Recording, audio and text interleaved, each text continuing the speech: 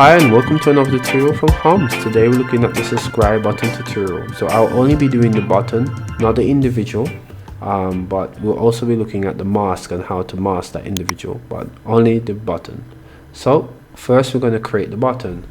I'm in my regular view. That's where the y-axis is going up and down, and the x-axis is going left to right, and the z is moving to or from the camera, to or from me, the individual.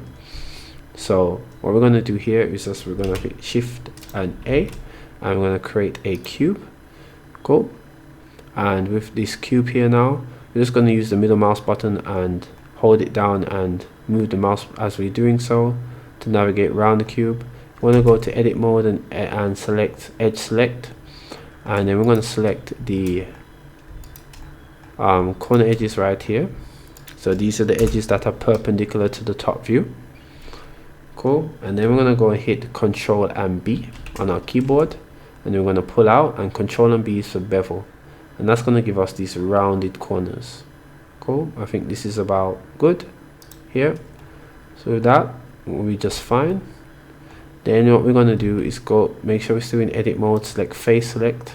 I'm going to select this face at the bottom, and we're going to press delete on our keyboard, and we're going to delete the face. I'm going to delete vertices, sorry, and that will leave us with our rounded square here. We're going to go to edit mode once more, make sure in edit mode, make sure that we go to vertex select now, and we can go ahead and maneuver this rounded square or rounded box however you want. We can pull out to make it more rectangular.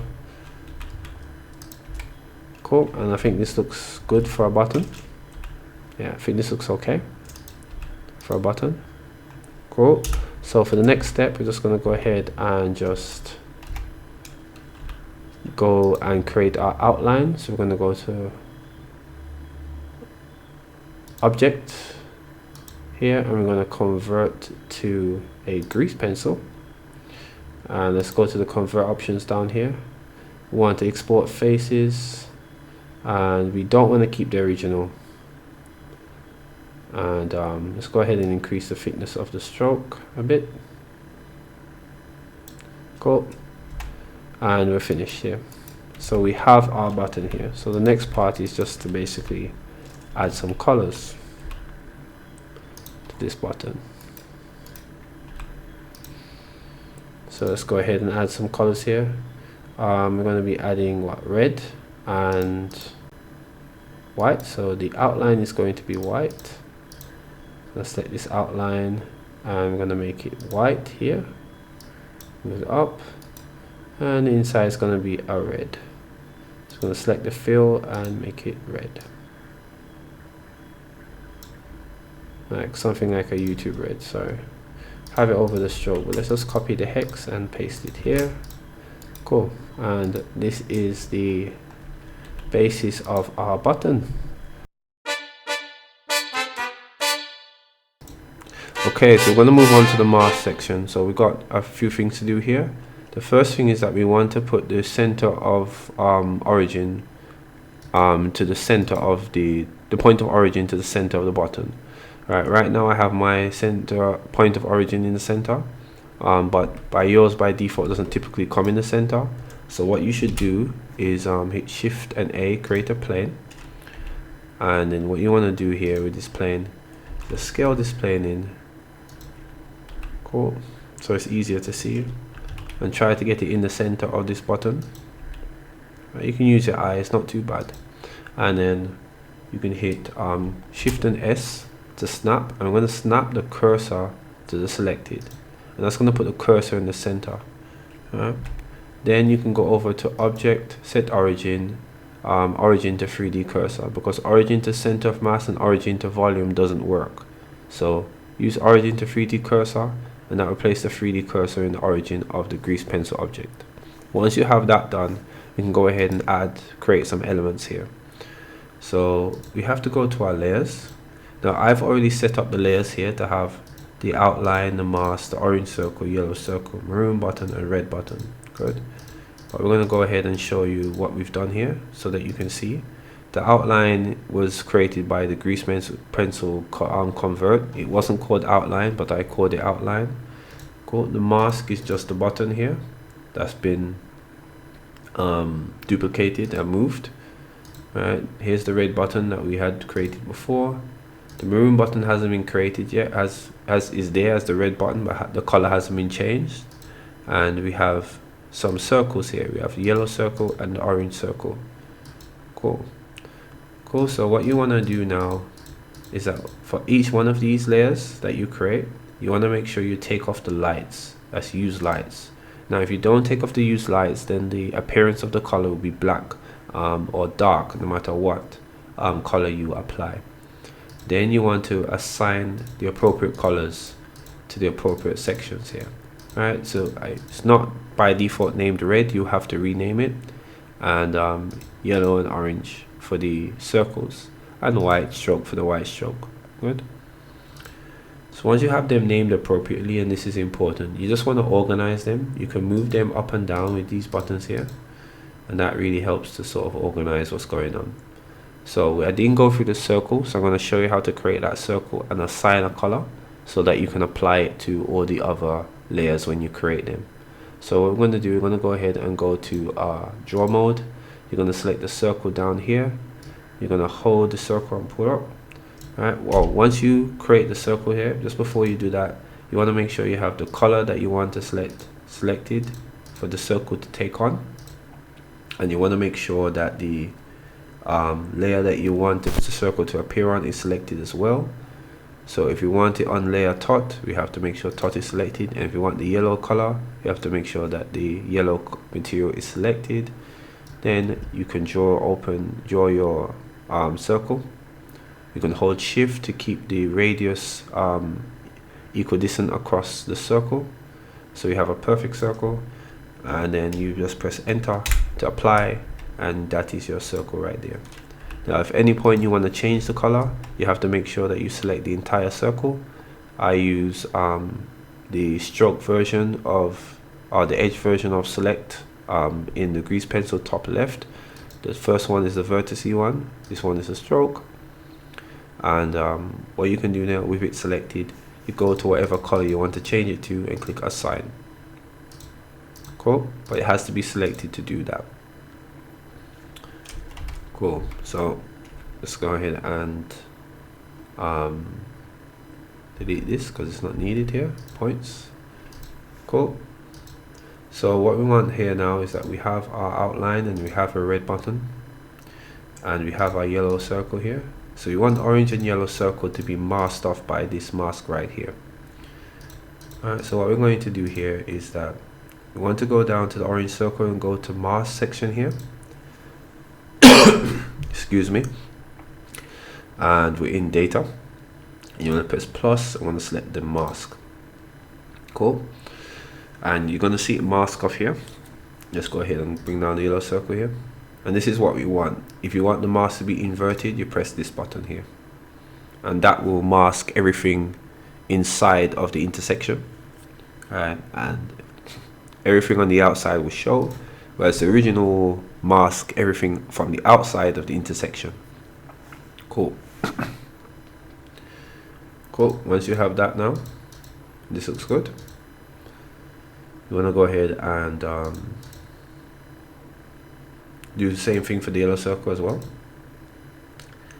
Let's add a mask and add the mask section here, and that will mask the yellow circle as well. Cool. And the last thing we want to do is to create the maroon button. So let's go ahead and create that maroon button, and we're going to create a new color here. And we're going to make sure that the color is on fill, not stroke. And we're going to bring up this bar, and let's create a deep red color. So let's go ahead and just bring down the saturation a bit to about here, and then we're going to go to layer, make sure the maroon button is selected, and we're going to hit assign. Cool. And that is the setup for the mask. Okay, so we're going to move on to the build modifier and also the animation of the mask itself. So what we're going to do here is just animate the mask first and then move to the build modifier. We want to animate the yellow, orange to red, so the yellow gets animated first. Let's go ahead and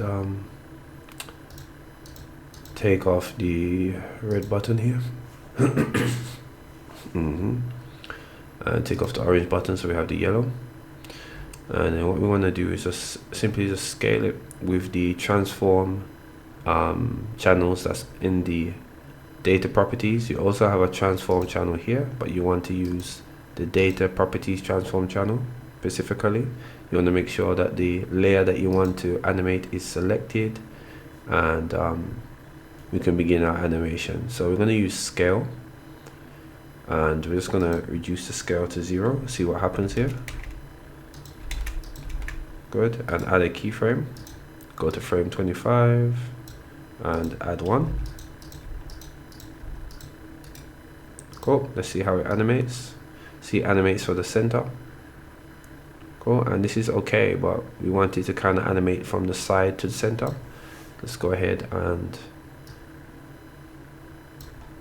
use the location just to bring it off kilter a bit.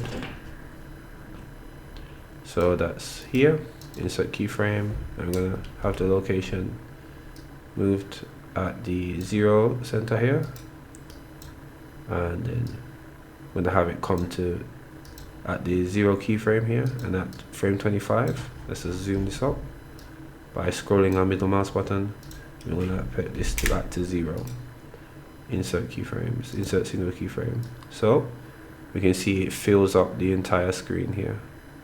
Really nice. Let's add a bit more so it covers the whole screen, covers the whole band, and this is exactly what we're looking to do. Now if we didn't have the origin in the center, this would be much more difficult. This is why I advise that you set the origin point of the grease pencil object. And we're just going to do the same for the orange arm circle as well. So we don't want them filling up at the same time, we need it to be staggered. So just going to go ahead and select the orange circle here. Right.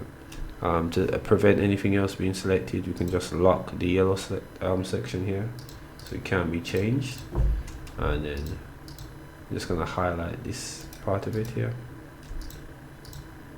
and the orange part of this too.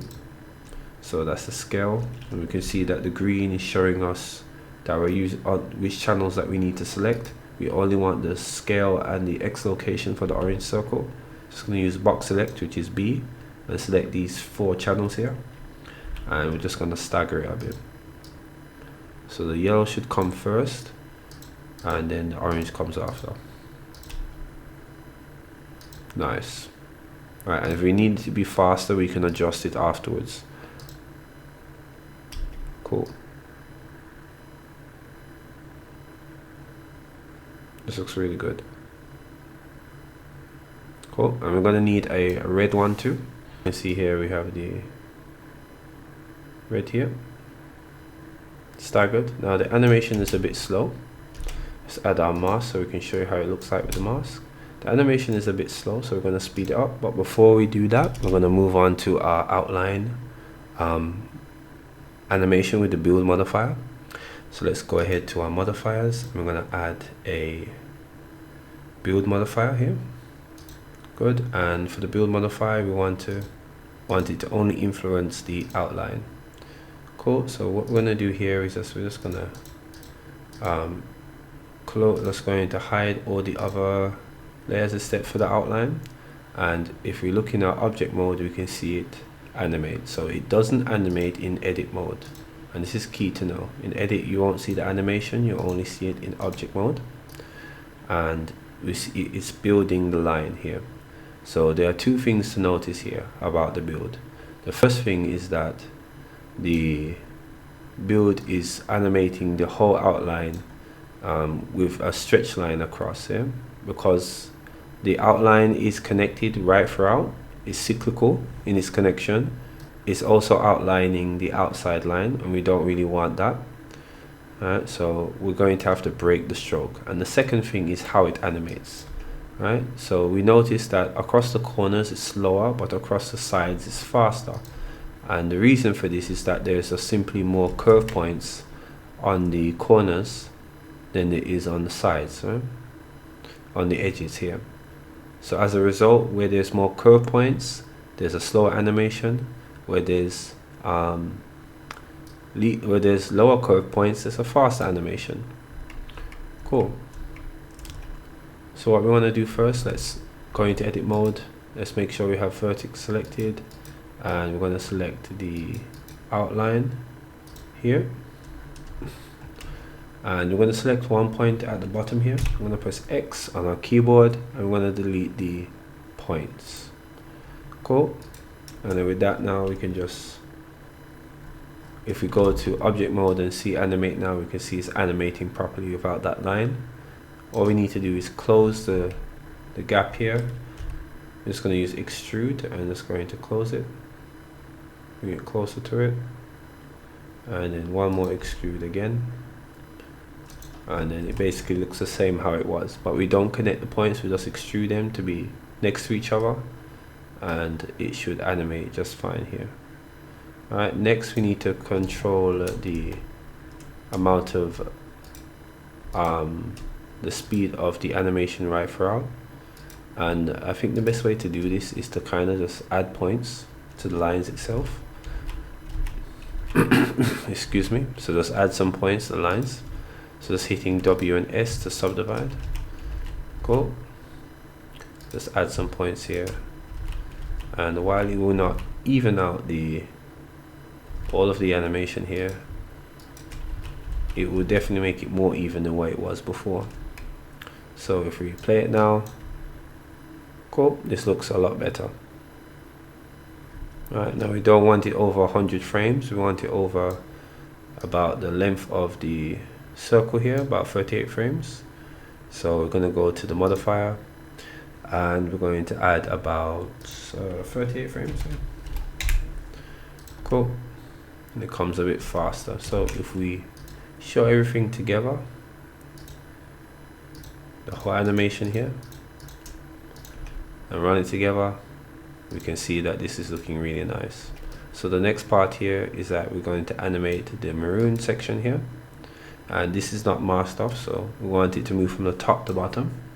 So we're going to go over to the data tab, we're going to go over to the location area, and we're going to locate its Y.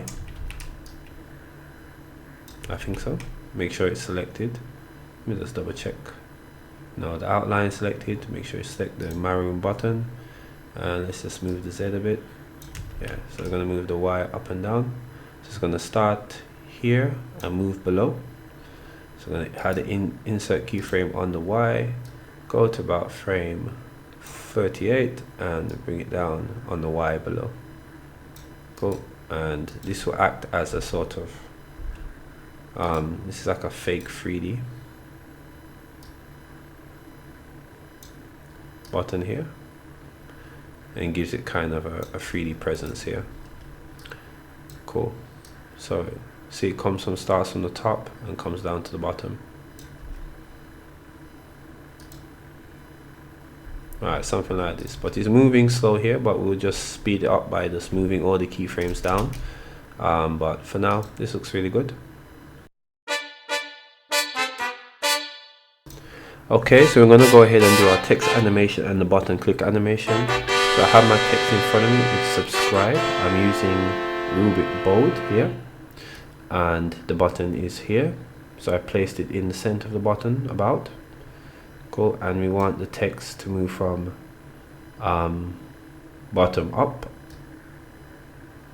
So first what we need to do is convert this to a mesh. I'm going to press F3 and convert to mesh. I'm just going to go ahead and press A, press X, and use limited dissolve. I just find that easier to work with.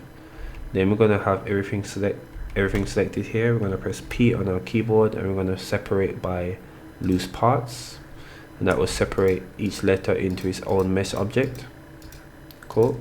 Then with all of the letters selected,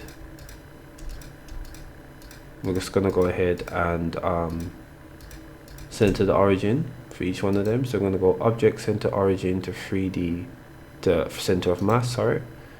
Good. That way the origin point for each is in the center, and we can go ahead and animate all of these now. So what we need to do is animate the Y, and at frame 30 we want the Y to be where it is right now, so insert a keyframe here.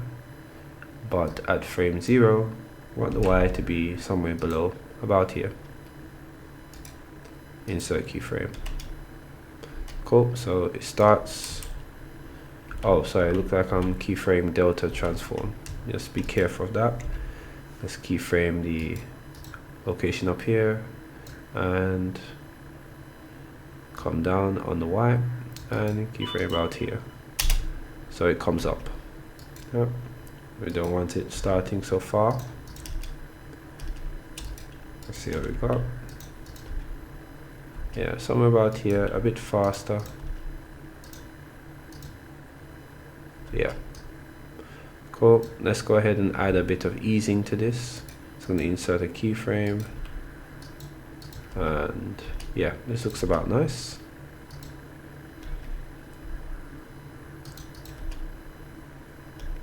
Cool. I think I prefer the first one. Well, now that we've added some easing, we're going to select all the other letters here, and we're going to select the S last, and I'm going to hit Ctrl and L. We're going to link the animation data so all of them have the same animation here. Cool. And then we're just going to hit, I'm going to go to object, relations, make single user, and set object animation. So now all of them are their own animation data. We can stagger them separately. Cool. So what I want is the middle letters to move first. We got 1 2 3 4 5 6 7 8 9, so we can use an odd number here, which is 1 2 3 4 1 2 3 4. The C will be the first to move, and then the S and R will move afterwards. So we're just going to select S and R, the scale, this stagger this a bit, and then the B and I will move after that. So I'm going to stagger this a bit more. So here we've got.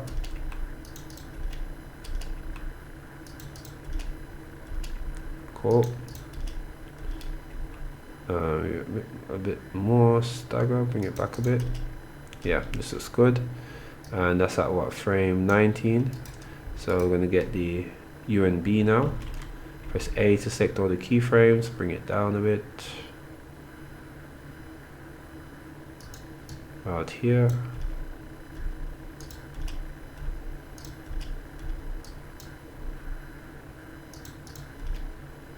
Cool. And then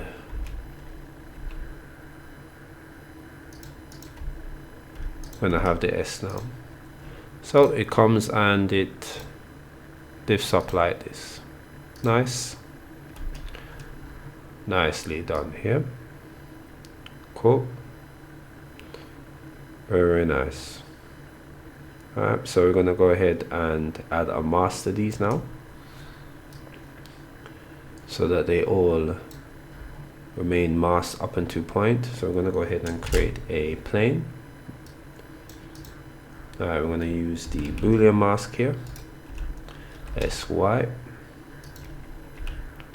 Just make sure that the mask covers all of it, and stop a bit. I'm going to press tab to go to edit mode, press E to extrude, so make sure it covers. I'm going to press F2 and I'm going to say text mask. Cool. Text mask here. Alright, and let's go ahead and change this mask to be able to see it. So we want it to show it as a wireframe here, so we can see what the mask is doing.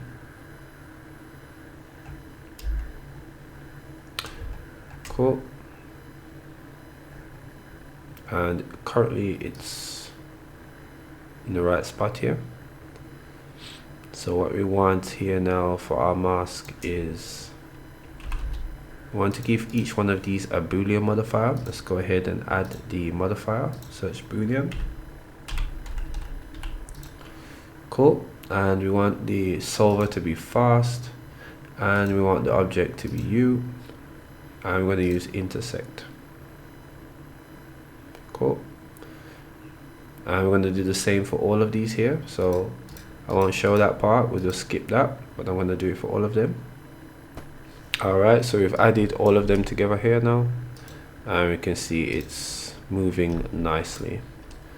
Alright, so we just want to go ahead and parent them all to an object here. So I'm just going to create an empty and a cube just to parent everything, and we're just going to parent the text mask, the button, and the letters to this cube.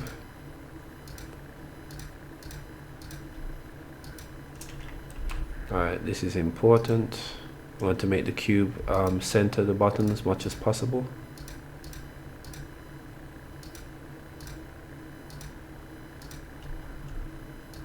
Cool, and click Control and P, keep transformation, so wherever we move this cube, everything else goes, including our button.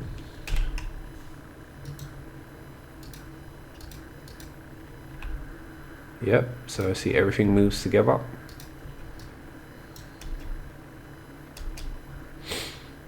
Really nicely here. And then we just have to do the button click. Let's go ahead and do that now. It's just going to be a simple scale on this empty. So keyframe, have it scale in a bit. And then we're going to have it released, so we're just going to duplicate the beginning empty, yeah, and have it release faster, so we have a button click. And that is the button click tutorial. You want to add a bit of sound to it, we can go ahead and go to our video sequencer, see where the click happens, and let's add some sound. Shift A, let's go and add the sound.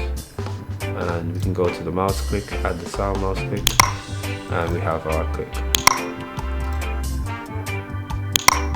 Cool, so this is the end of the subscribe button tutorial. I hope you enjoyed the tutorial. It was slightly longer than I had hoped, but it does cover things in depth, and it does take a good look at the masks in Grease Pencil, as well as how they operate and how the layers operate. So I think it'll be very good for beginners. So if you see anything that you think you could have done better, just go ahead and leave that in the comments. I appreciate that. I don't presume to know all things, so it's excellent when you add your contributions, and everybody is a beneficiary as a result. So until I see you again with another tutorial, get up and design a new dawn. Later.